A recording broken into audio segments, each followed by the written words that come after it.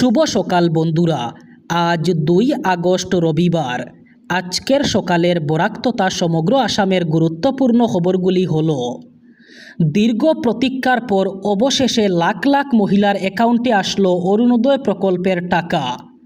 প্রতিজন হিতাধিকারী মহিলাদের অ্যাকাউন্টে এসেছে 1100 টাকা করে। তবে বন্যা আক্রান্ত 4টি জেলার মহিলাদের অ্যাকাউন্টে জমা হয়েছে 2500 টাকা করে। এদিকে মুখ্যমন্ত্রী ডক্টর হিমন্ত বিশ্ব শর্মা অরুণোদয় প্রকল্পের হিতাধিকারীদের জন্য আরেকটি সুখবর দিয়েছেন। অরুণোদয় হিতাধিকারীদের যদি প্রয়োজন হয় তাহলে তারা অগ্রিম টাকা নিতে পারবেন। এর জন্য বিনা সুদে অগ্রিম টাকা দেবে সরকার। হিতাধিকারীরা অরুণোদয় প্রকল্প থেকে ঋণ নিতে পারবেন। সরকারি কর্মচারীদের মতোই এবার অরুণোদয় প্রকল্পের হিতাধিকারীদের ব্যাংক থেকে ঋণ দেওয়া হবে। এর জন্য লাগবে না কোনো সুদ।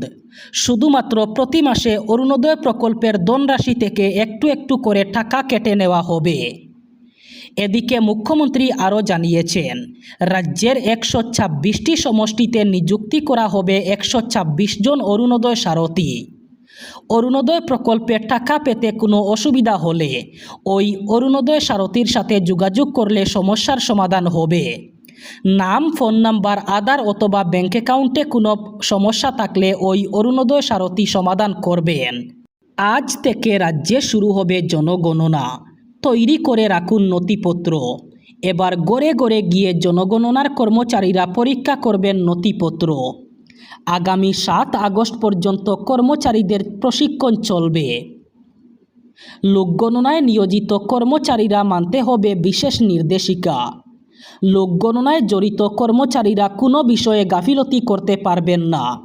কর্তব্য পালনে অবহেলা অথবা অস্বীকার করলে আইনগতভাবে শাস্তির সম্মুখীন হতে হবে। ইতিমধ্যে জেলায় জেলায় নির্দেশিকা জারি করা হয়েছে। তবে বন্যা পরিস্থিতির জন্য যোরহাট জেলায় জনগণনা 2027-এর প্রশিক্ষণ আংশিকভাবে স্থগিত রাখা হয়েছে। টিয়ক, যোরহাট পূর্ব, যোরহাট পশ্চিম, তিতাবর রাজস্ব চক্র এবং সংশ্লিষ্ট পৌরসভায় প্রশিক্ষণ স্থগিত ঘোষণা করা হয়েছে। এই স্থগিতাদেশ পরবর্তী নির্দেশ না দেওয়া পর্যন্ত বলবৎ থাকবে। এবার অনলাইনে পেমেন্ট ব্যবস্থায় আসছে বিরাট বদল। ইউপিআই ব্যবহারকারীদের পেমেন্টে প্রাইভেসি অথবা গোপনীয়তা বাড়াতে এবং নিরাপত্তা আরও মজবুত করতে national payments corporation of India নতুন গাইডলাইন ইস্যু করেছে।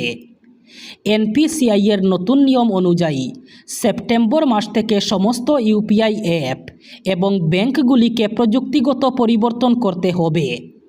4 সেপ্টেম্বরের পর থেকে ইউপিআই দিয়ে টাকা পাঠানোর সময় আর সম্পূর্ণ মোবাইল নম্বর দেখা যাবে না।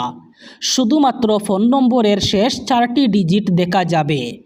এর ফলে ব্যবহারকারীদের ব্যক্তিগত তথ্য তুলনামূলকভাবে কম ফাঁস অথবা শেয়ার হবে। সেপ্টেম্বর থেকে কিউআর কোড ব্যবহার করে ইউপিআই পেমেন্ট করলেও যিনি টাকা পাঠাচ্ছেন এবং যিনি টাকা পাচ্ছেন তাদের পুরো মোবাইল নম্বরও দেখা যাবে না। অর্থাৎ এক্ষেত্রেও গোপনীয়তা রক্ষা করা হবে। অচেনা ব্যক্তি অথবা কোনো দোকানে পেমেন্ট করতে গেলে ইউপিআই ব্যবহারকারীর ফোন নম্বর গোপন থাকবে।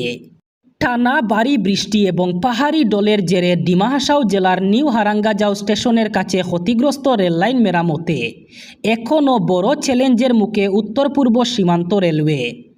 প্রকৃতির প্রতিকূলতার মধ্যেও যুদ্ধকালীন তৎপরতায় উদ্ধার ও মেরামতির কাজ অব্যাহত থাকলেও রেল কর্তৃপক্ষ জানিয়েছে লাইন 1 ও লাইন 2 পুরোপুরি স্বাভাবিক হতে আরও কিছুটা সময় লাগবে। গত কয়েকদিনের প্রবল বর্ষণে রেললাইনের নিচের মাটি ধসে ও বসে যাওয়ায় গুরুত্বপূর্ণ এই পাহাড়ি রেলপথ মারাত্মকভাবে ক্ষতিগ্রস্ত হয়েছে।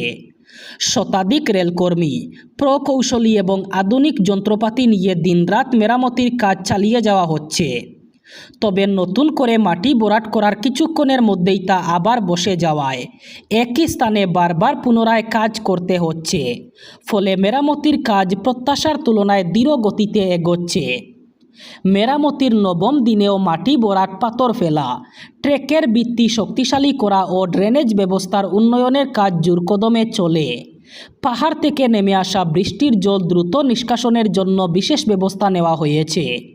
রেলের ইঞ্জিনিয়ারিং বিভাগ পরিস্থিতির উপর সার্বক্ষণিক নজর রাখছে।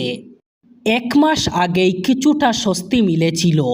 আবার হোটেল রেস্তোরাঁ খাবারের দোকানের মালিকদের জন্য কিছুটা সুখবর। দাম কমল বাণিজ্যিক এলপিজি সিলিন্ডারের। 209 টাকা দাম কমে বাণিজ্যিক সিলিন্ডারের দাম হলো 2872 টাকা। 1 আগস্ট থেকে নতুন দাম কার্যকর হয়েছে। বাণিজ্যিক গ্যাসের দাম কমায় উপকৃত হবেন হোটেল রেস্তোরাঁ খাবারের দোকানের মালিকরা।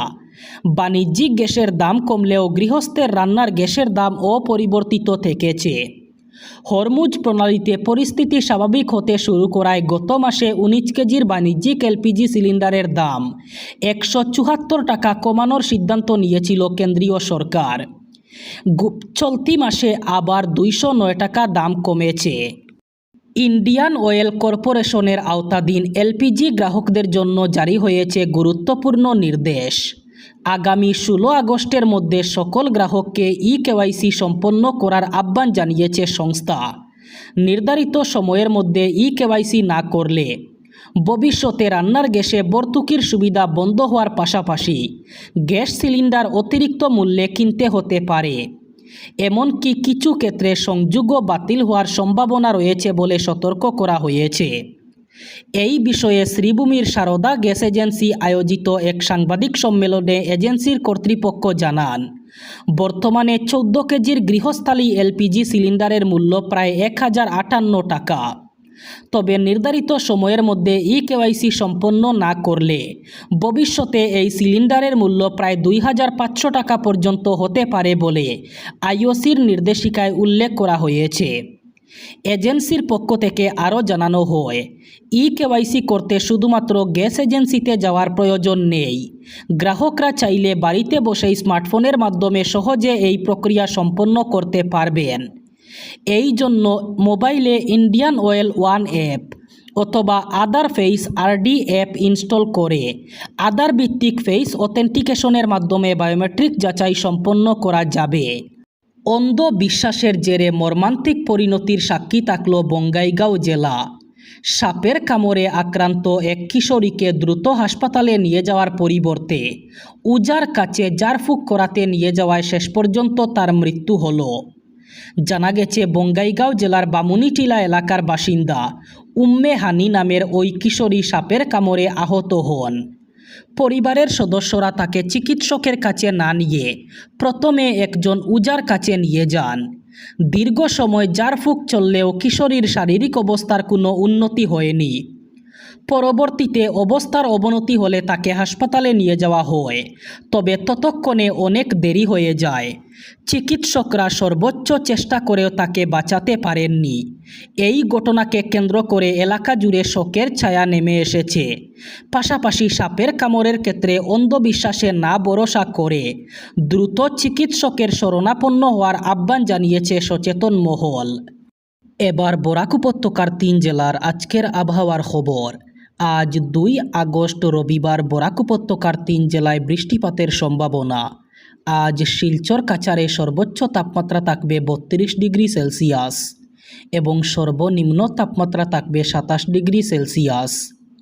শ্রীভূমি করিমগঞ্জে আজ সর্বোচ্চ তাপমাত্রা থাকবে 32 ডিগ্রি সেলসিয়াস এবং সর্বনিম্ন তাপমাত্রা থাকবে 27 ডিগ্রি সেলসিয়াস। একইভাবে হাইলাকান্দি জেলায়ও আজ সর্বোচ্চ তাপমাত্রা থাকবে 32 ডিগ্রি সেলসিয়াস এবং সর্বনিম্ন তাপমাত্রা থাকবে 27 ডিগ্রি সেলসিয়াস। এই ছিল আজকের সকালের গুরুত্বপূর্ণ খবরগুলি। ভিডিওটি অবশ্যই লাইক করবেন এবং চ্যানেলটি সাবস্ক্রাইব করবেন।